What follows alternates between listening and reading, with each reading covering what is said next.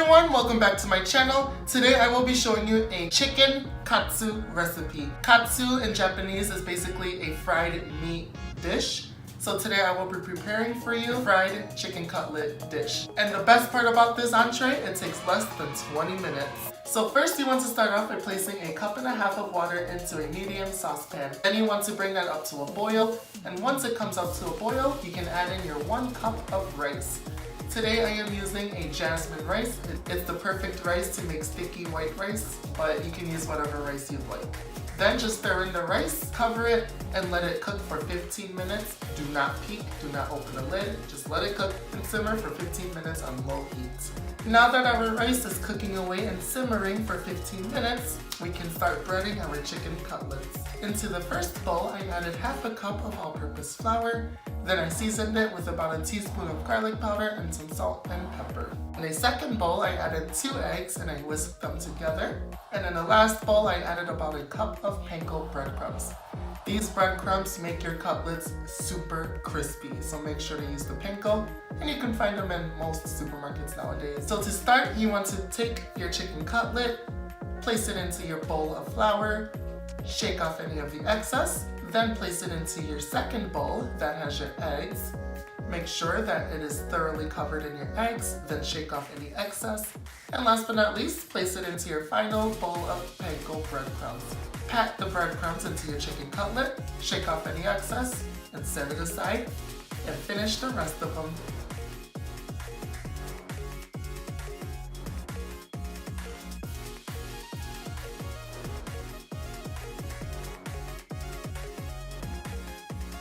Our oil has been heating up on a medium-high heat for about 5 minutes, and now it's time to fry up the chicken cutlets.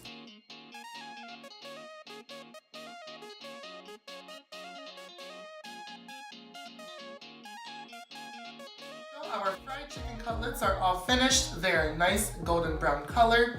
I checked the rice. They simmered for about 15 minutes. I lifted the pot handle and they were done. So I fluffed it up using a fork. Now it's time to assemble our dish. So I'm gonna start by placing a little bit of arugula onto my dish. And to the arugula, I'm gonna add a little bit of freshly ground black pepper. Then I'm gonna add some rice into a bowl. And a cool trick for presentation is to place it into a separate bowl and sort of just pack it down. Then you can just flip it over onto your plate. And last but not least, cut your chicken cutlet and place it onto your bed of arugula. Then just drizzle a little bit of your tonkatsu sauce or katsu sauce, which is essentially a Japanese steak and cutlet sauce. It's similar to barbecue but way sweeter. So just drizzle a little bit going back and forth.